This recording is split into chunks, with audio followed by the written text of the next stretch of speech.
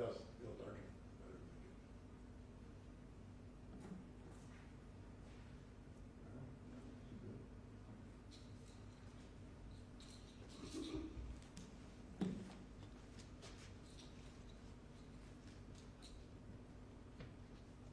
Good afternoon. My name is Chuck Height, the Sheriff for the Berrien County Sheriff's Office. I want to welcome you and thank you for coming today. This will be an update reference to the officer-involved shooting that occurred on Monday, June 30th. I can understand that you may have questions after we get done with this. There are certain things we won't be able to answer. This is an ongoing investigation, as you are aware from the releases. We've asked the Michigan State Police 5th District Special Investigation Unit to do an independent investigation into this incident. So today we're going to present some information, but beyond that, I most likely won't be able to comment because of the ongoing investigation. Deputy Cal Landon is the deputy who was involved in this incident.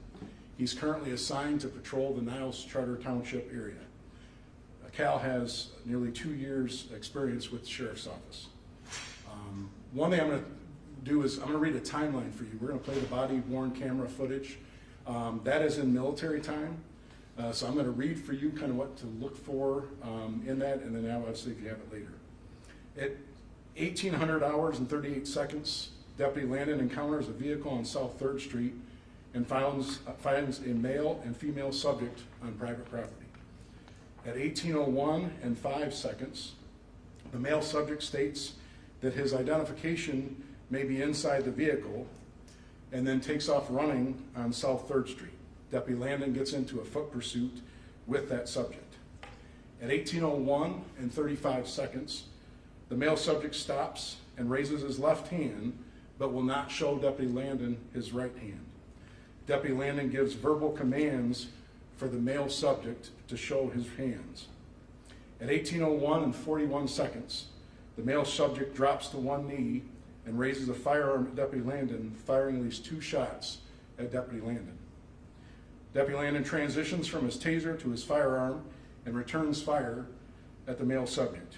While on the ground, Deputy Landon fires 1 additional shot. At 1802 and 7 seconds, Deputy Landon advises dispatch that the male subject is down and requests medic and a supervisor.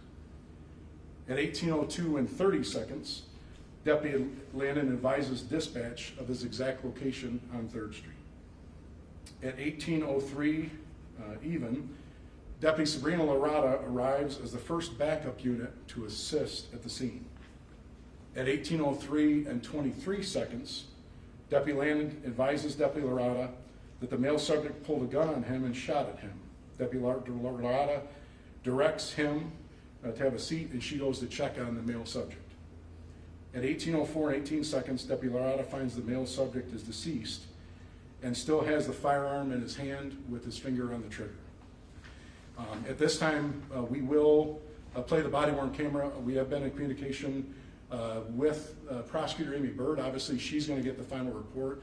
She has authorized at this point to us release this information.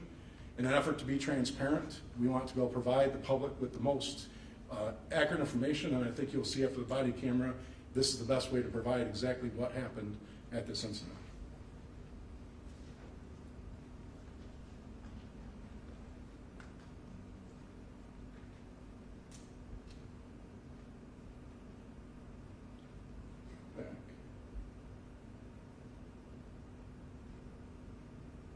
What's up? Alright, I'm just curious. There you go. We need 14 first. Remember that name? Remember it for me? You got an ID on you? No. No? Yeah, I think it's hard. Alright, you might get it? Yeah. Thank you. Tom Charles C. 451 Indiana Congress. Really?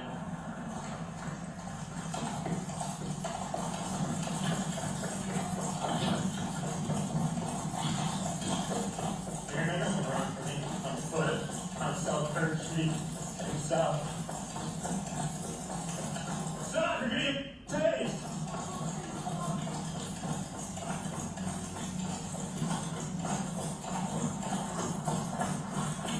You're getting tased! Get up! Go now! Monsieur, hands now! No!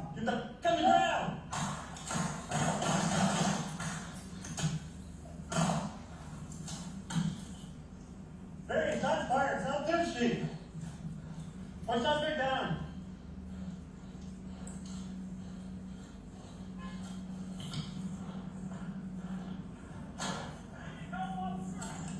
I don't know. Oh my God. Berrien, run medic, call supervisor. Oh my God.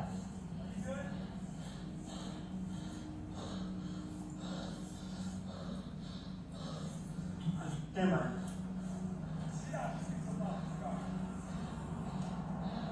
Berrien would be across from P6, mountain here on South 3rd Street, in the little park. Oh my God.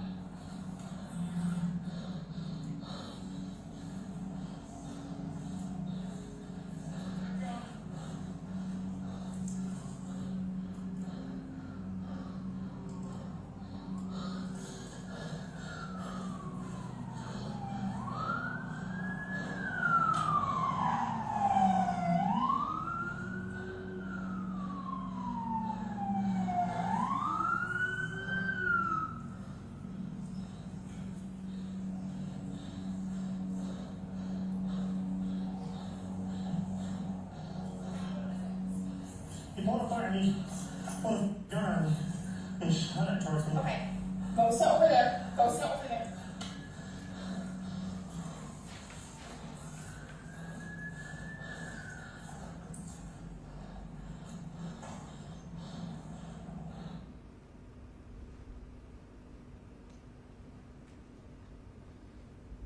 Okay, with that, there's two other items we're going to show you here. This is a still shot of the body camera footage you saw. That is a taser in the left hand of Deputy Landon, and that is the still shot of where the suspect was down on one knee with the firearm right before firing.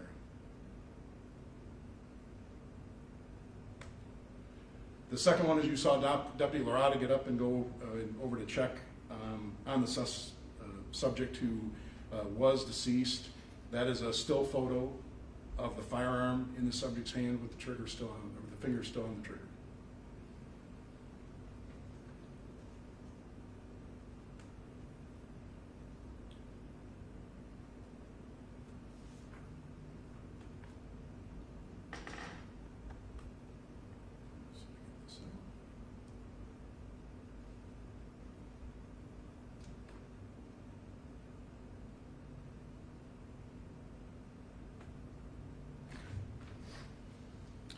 With that, I have a couple comments on the video that you saw. We've watched the video a couple different times. I'm amazed at how well Deputy Landon performed under extremely stressful and dangerous circumstances. The video shows the male subject was trying to ambush Deputy Landon by acting like he was giving up, and then dropped to one knee, pulled the firearm, and shot at Deputy Landon. Deputy Landon's ability to quickly transition from his taser to his firearm allowed him to neutralize the threat of his life and others. It is only by God's grace that Deputy Landon was not shot. His actions reflect both personal courage and the quality of our training. And I want to take this time to thank the firearms instructors and use of force instructors that train our staff on a regular basis for preparing for this situation. I will tell you it's something we prepare for, but it's something we hope in our career we never face. And Deputy Landon did a great job under the circumstances that he was presented. Please note, as I mentioned in the very beginning, there are questions I will not be able to answer. This investigation is continuing. As I mentioned before, the Michigan State Police Special Investigation Unit is conducting that investigation. They will forward a final report to the prosecutor's office, the prosecutor Amy Bird. So at this time, I would take a couple questions if you have them, if it's based on what you saw in the body cam, but beyond that, we'll let the investigation plays out. But again, I commend Deputy Landon for his actions under a very stressful and dangerous situation. Are you able to talk about whatever happened to the woman? So that's part of the investigation. All I can tell you is I think we had one before that she did flee in that vehicle. So anything further about her or anything to it, I would leave to the final report. The Michigan State Police, that's part of their investigation. The vehicle was found though? Yes, the vehicle was located and so was she. Okay. And Yes. Deputy Linden, he wasn't hit at all? No, surprise, like I said, by the grace of God, you look at that video, how close that is. We actually went to the level of kind of x-raying his body armor, and he was not struck. To speak on that Yes. training as well, you know, you talk about how fast he was able to transition from the taser to the gun in that regard. Obviously, seconds. You know, can you talk a little bit more into detail about that and just the training that goes with that? Sure. So as I mentioned, we have a great group of instructors that deal in firearms instruction, use of force. We train multiple times a year. That training is very realistic, and we do a lot of those drills on a regular basis. That becomes a habit. You see there under very extreme situations where high adrenaline, he was able to perform and do exactly as he was trained. Is he still on administrative leave until the investigation's over? He's on paid leave at this time, yes. Okay. But again, as a sheriff, I'm going to let the investigation play out, but I stand 100% behind Deputy Landon and the actions he took. Was there an initial call that brought him to that location with that man and the woman? No, so he was on patrol, and that vehicle, as you can see, was off the road, just kind of parked there. The back window is kind of blown out of that car, so I think it originally may have thought it was a suspicious situation. But then as you saw in the video, the male and female subject were on private property off to the side, so he was basically just investigating, them being there. I noticed that Deputy Landon didn't do any life-saving measures. Can you speak as to protocol? Is the officer supposed to do life-saving measures or wait for another person to respond to do that? Yeah, so if you look at the timeline, obviously the next arriving officer, went and checked on that. As you can see from there, and that's why I played it through, that's very emotional for Deputy Landon. So under those circumstances, a lot of times he's gonna make sure the person not moving, whatever, and then the first responding officer will do that. And as you see in the timeline, Deputy Loretta got there, made sure that he was good, and then checked on the subject. In this case, there was no life-saving measures to be performed. Yes? And then just for clarification, you said that he fired only one additional shot? The one from on the ground. So if you notice in the video, he fired a couple, he fell backwards, and then was able to still fire one more when he was on the ground. Is that part of the training as well? Just in determining how many shots should be fired or something like that? No, it's not a number. You shoot obviously until the threat is neutralized. So So until he was on the ground? right. So but again, he was able to do that even after losing the balance and falling on the ground. Was able to continue to do what he's trained to do.